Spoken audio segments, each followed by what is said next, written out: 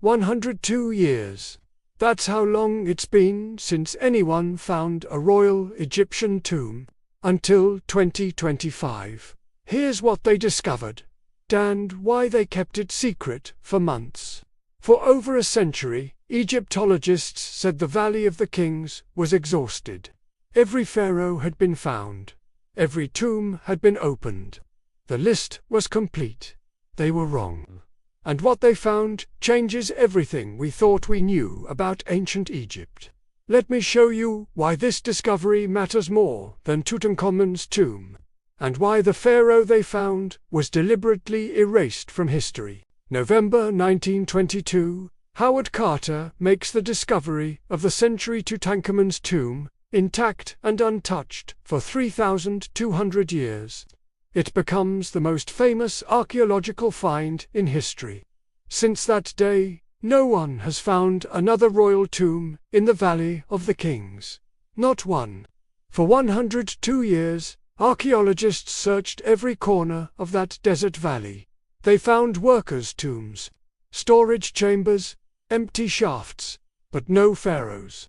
The assumption became fact: we'd found them all. Then, in January 2025, an Egyptian archaeological team working in the western branch of the valley made a discovery. Ground-penetrating radar detected an anomaly 15 meters underground. What they found was a sealed tomb entrance, untouched since the 18th dynasty. The cartouche above the door identified the occupant Thutmose II. Here's where it gets interesting. You've probably never heard of Thutmose II. Most people haven't. He's the forgotten pharaoh sandwiched between two famous names. His father, Thutmose I, expanded Egypt's borders to their greatest extent. His stepson, Thutmose III, became known as the Napoleon of ancient Egypt, conquering everything from Syria to Nubia. But Thutmose II, history barely mentions him. Reign dates are uncertain. Accomplishments are vague. Even his mummy was misidentified for decades when it was found in the Deir el-Bahari cache in 1881. Why? Because someone wanted him forgotten. And that someone was his wife, Queen Hatshepsut, who became one of Egypt's most powerful pharaohs. When Thutmose II died young, Hatshepsut seized power as regent for his son. Then she did something unprecedented. She declared herself pharaoh, wearing the false beard and ruling as a king. During her 22-year reign, Hatshepsut systematically removed Thutmose II from monuments. His cartouches were chiseled away. His statues were buried. His very existence was being erased. The pattern is always there. When you want absolute power, you erase the predecessor. Make it seem like they never mattered. Rewrite the history. That's not speculation. This is documented Egyptian history. After Hatshepsut's death, her stepson Thutmose III returned the favor, erasing her from monuments to same pattern, same playbook. So why does finding Thutmose II's tomb matter? Because his original burial was thought to be lost forever. The mummy found in 1881 came from a cassia hiding place where priests moved royal bodies during the Third Intermediate Period when tomb robbing was rampant. Everyone assumed Thutmose II's actual tomb had been robbed in antiquity and destroyed. Finding it intact means we were wrong about the Valley of the Kings. Let me show you what happened. By the 20th dynasty, around 1070 BCE, the Valley of the Kings had a massive problem. Every single tomb had been robbed. Priests made a desperate decision. They collected the surviving royal mummies including Thutmose II and hid them in two secret caches. One at Deir el-Bahari, one in Tomb Key V35. These caches were discovered in the 1880s and 1890s. When archaeologists found them, they assumed that was it. The original tombs were gone, destroyed by robbers. But here's the catch. Moving the mummies didn't mean sealing the original tombs, and tomb robbers in ancient times targeted one thing: gold. They weren't historians. They didn't care about pottery, papyrus, or wall paintings. What the 2025 team found in Thutmose II's tomb was exactly what robbers would leave behind. The sarcophagus was empty. The mummy had been moved. The gold was gone, robbers had taken it. But the walls were intact, covered in hieroglyphics and paintings documenting Thutmose II's reign in detail that doesn't exist anywhere else. This isn't treasure. This is history. I've linked the Egyptian Ministry of Antiquities preliminary report in the description. You'll find detailed photographs of the tomb's interior there. The tomb contains the most complete record of Thutmose II's military campaigns. Turns out, he wasn't weak or insignificant. He led successful campaigns into Nubia and crushed a rebellion in Syria. He built monuments at Karnak. He expanded the Temple of Ammon. He reigned for at least 7 years longer than previously thought. Hatshepsut erased him because he was powerful, not because he was forgettable.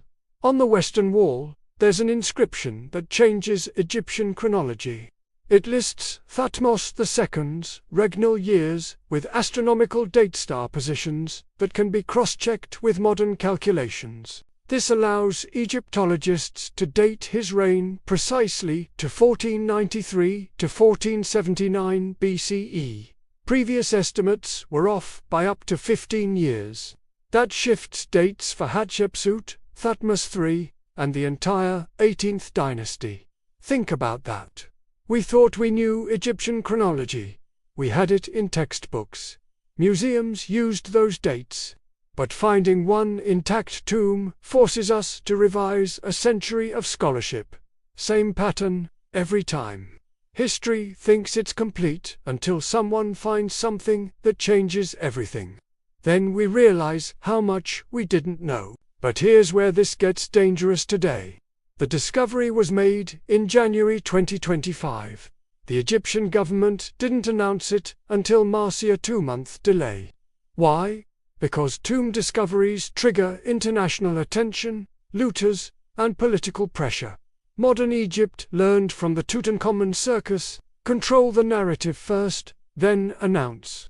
Right now, the tomb is being documented with 3D laser scanning and photogrammetry before any artifacts are removed. This is the modern archaeological protocol: preserve first, excavate carefully. The team estimates it will take 2 years to fully catalogue the tomb's contents, which means what they've shown us so far is just the beginning. And here's the question nobody wants to ask: if they found Thutmose II's tomb after 102 years of searching, how many more are down there? The Valley of the Kings covers 40,000 square meters. Ground-penetrating radar has only surveyed about 60% of it. The western branch, where Thutmose II was found, barely explored. Egyptologist Zahi Hawass estimates there could be 10 to 15 undiscovered tombs still buried, some belonging to pharaohs whose names we know but whose burials were never found. Others might belong to pharaohs whose existence was so thoroughly erased we don't even know their names. Just like Thutmose, too forgotten, buried, waiting. What makes this dangerous is the assumption. For a century, the world's top Egyptologists said the valley was exhausted. They were certain. They staked their reputations on it. One discovery proved them wrong. Which makes you wonder what other certainties are built on incomplete information. The Thutmose II tomb isn't just about Egypt. It's about how history works. The victors write it. The powerful erase inconvenient truths, and centuries later we teach those erasures as facts, until someone digs up the evidence that was buried, and the story changes overnight. This is the pattern in every civilization. Rome did it. China did it. Every empire does it. The difference is sometimes the truth survives underground, waiting for someone to find it. And when they do, everything you learned changes. So what should you take from this? First, understand that complete history is a myth. We keep finding things that weren't supposed to exist. Every decade brings discoveries that rewrite what we thought we knew. Second, recognize that erasure is a tool of power. When rulers want absolute authority, they don't just defeat their enemies, they erase them from memory. Thutmose II's story is a masterclass in historical manipulation. Third, appreciate what archaeology really does. It's not treasure hunting, it's evidence recovery.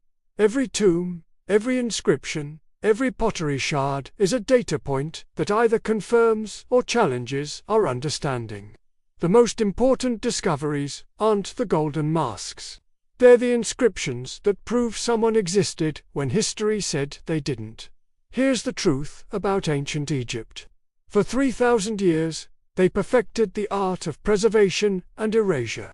They built monuments to last forever, and systematically destroyed the monuments of enemies. They mummified bodies to ensure eternal life and threw the bodies of rivals into the Nile.